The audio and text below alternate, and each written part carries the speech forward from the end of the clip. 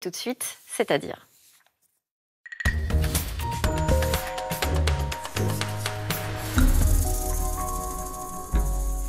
Bonsoir Frédéric Ploquin. Bonsoir. Vous êtes journaliste spécialiste de la police et du banditisme. Dans votre dernier livre, Les narcos français brisent l'omerta chez Albin Michel. On plonge avec vous dans l'univers souterrain de la drogue. Vous avez rencontré des policiers, mais aussi des trafiquants, parfois jusqu'à 4 générations, enfin sur 4 générations. Ce sont des confidences rares. Comment est-ce que vous avez réussi à les convaincre de parler ? Comme journaliste, ça fait 30 ans que je creuse la part d'ombre du crime. C'est mon sujet, les flics, les voyous. Et donc, à partir de là, j'ai utilisé effectivement la confiance nouée avec un certain nombre de ces acteurs, que ce soit des policiers ou des trafiquants, pour rencontrer les générations précédentes, mais aussi celle qui est aujourd'hui en train de prendre les manettes de ce commerce illicite que l'on disait parallèle, mais qui explose tellement qu'il n'est plus tellement parallèle que ça. Mais c'est ça, d'ailleurs, on a longtemps eu l'idée que la drogue, ça concernait surtout les cités. Là, on voit très bien dans votre livre que c'est plus du tout le cas et que ça touche tous les quartiers. Vous donnez l'exemple d'ailleurs d'un quartier très tranquille, celui de la Bélangeraie, dans la banlieue de Rennes, qui a complètement été bouleversé. C'est vrai, là, je suis allé m'installer quelques jours dans ce quartier. Pourquoi ? Parce que c'était pour moi la meilleure façon de montrer comment la marée du trafic monte dans un quartier, s'empare du quartier, assoit son emprise peu à peu sur le quartier, sans que, bon, évidemment, les habitants, ça les dérange un peu. Au départ, ils voient quelqu'un, des petits jeunes s'asseoir, là où les petits vieux ont l'habitude de s'asseoir. Donc il y a une espèce d'occupation comme ça du territoire petit à petit, qui se transforme au bout de quelques années. Ça ne se passe pas du jour au lendemain. Le quartier bascule tout doucement, donc les gens protestent, on leur dit mais calmez-vous, il ne se passe rien. La police dit mais attendez, c'est trop petit, on ne vient pas vous voir. Et donc c'était pour moi un exemple majeur de cette descente aux enfers comme ça petit à petit d'un quartier où à la fin, ça se termine par quoi ? Et c'est pour ça que la drogue, c'est un sujet qui doit nous concerner tous. C'est pas juste des jeunes qui vont rouler un joint dans leur coin. C'est que la drogue, elle a une emprise.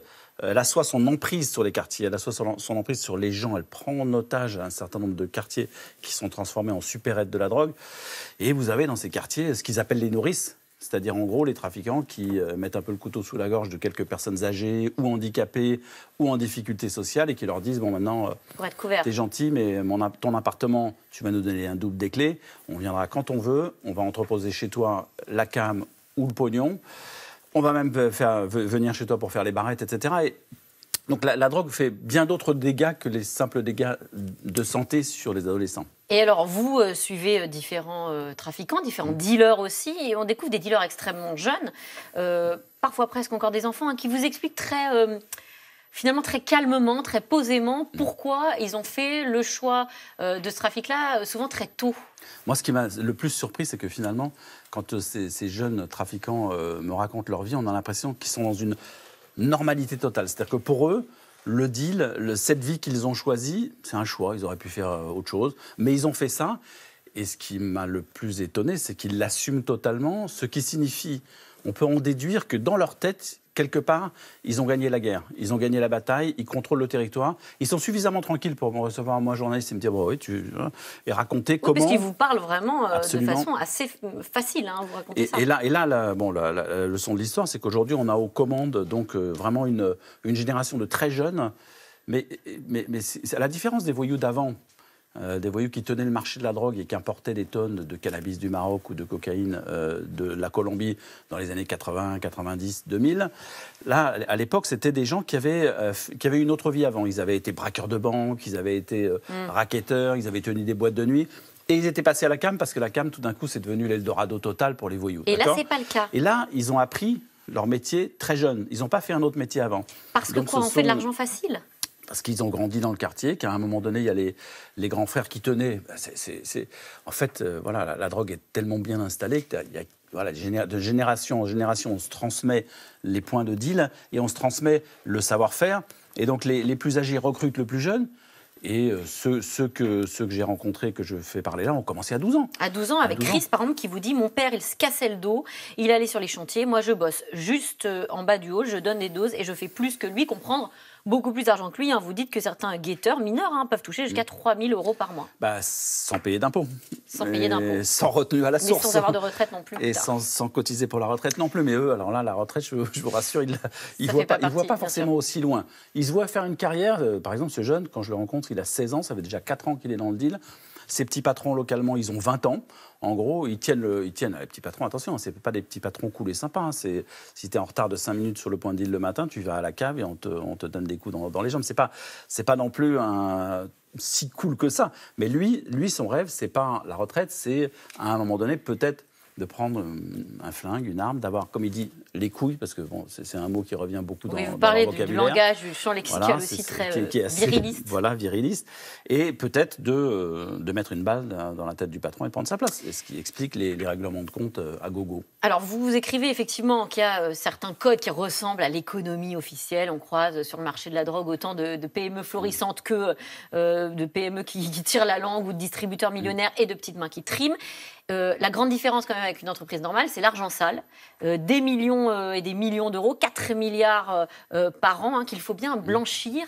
Et vous avez décortiqué ces différents systèmes de blanchiment. Effectivement, si vous imaginez qu'il y a environ 1,2 tonne à 1,3 tonne de shit ou d'herbes qui sont roulés chaque jour sous forme de joints par les Français. 1 tonne de cannabis par jour fumé. 1 tonne 2, 1 tonne 3. Il y a 40 tonnes environ qui rentrent sur le territoire. Imaginez l'argent que ça génère. Tout ça, ça fait des masses. Et moi, ce qui m'a surpris, c'est que jusqu'à présent, on s'intéressait beaucoup à la manière dont les trafiquants dissimulaient la drogue pour l'amener sur le territoire français. Mais à un moment donné, ils se retrouvent avec des montagnes de fric. Moi, j'ai vu des photos de cet argent. Mais ça prend un espace considérable. Parce donc que c'est des valises sont des de billets cash de 20, des billets de 20, des billets de 50. Non, mais ça fait des montagnes de cash. Et alors là, vous avez plusieurs possibilités. Effectivement, tout en bas de l'échelle, vous allez blanchir localement. C'est-à-dire vous allez acheter un petit magasin, une onglerie un peu discrète, un kebab, un petit resto. Peu importe qu'il y ait des clients ou pas, le but, c'est pas ça. C'est de déclarer des clients, même s'ils n'y sont pas, pour blanchir l'argent. Et donc cet argent sale devient peu à peu gris et puis il finit blanc. Mais ça, c'est pour le bas de l'échelle. Au-dessus de ça, vous avez toujours aujourd'hui dans le monde des paradis fiscaux.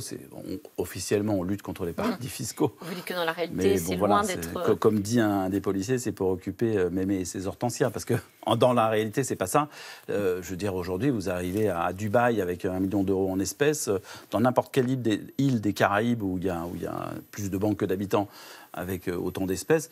Et je peux vous assurer que vous êtes accueillis à bras ouverts avec le champagne, peut-être même la ligne de cocaïne, et que cet argent, très vite, va se retrouver dans le circuit officiel. Et alors, il y a ce témoignage sidérant de Richard, 68 ans, trafiquant de cocaïne, qui montre à quel point les banques, effectivement, ne sont pas du tout gênées par cet argent qui tombe de nulle part. Tu parles que les banquiers en raffolent, dit-il, de notre argent. Au plus fort de la crise financière de 2008, quand ils étaient tous pris à la gorge, ils nous ont déroulé, donc les banques, le tapis rouge. Je buvais du petit lait. Et du coup, quand on vous suit, on se pose la question sur ce qu'on vit actuellement, une crise sanitaire qui débouche sur une crise financière. Exactement. Est-ce que ça va faire les affaires des trafiquants de drogue ? Le crime aime la misère. Le crime prospère sur la misère. Le crime aime les quartiers délaissés. Le crime aime les banques en difficulté parce que c'est là que l'argent est aspiré à un moment ou à un autre. Donc effectivement, plus la crise sociale et économique va durer, plus les criminels vont se frotter les mains parce que leur argent sale va être utile à un moment donné à l'économie officielle. Eh bien, merci Frédéric Ploquin, merci beaucoup. Il y a encore plein de choses, évidemment, dans le livre. Les narcos français brisent l'omerta à découvrir, et notamment la manière aussi dont le cadre juridique très complexe a du mal à lutter aussi qui enferme contre un le petit peu les policiers. On peut dire que l'État, on peut même dire en un mot que l'État parfois se tire une balle dans le pied. Merci à vous, à lire bien sûr. Tout de suite, c'est dans l'air. Juste avant de passer la main, un petit mot pour Secours Populaire que nous soutenons à France Télé. France Télé qui se mobilise demain pour une grande soirée. Vous pouvez envoyer vos dons à Secours Populaire à l'adresse qui apparaît en bas de votre écran. Tout de suite, c'est dans l'air. Merci à vous.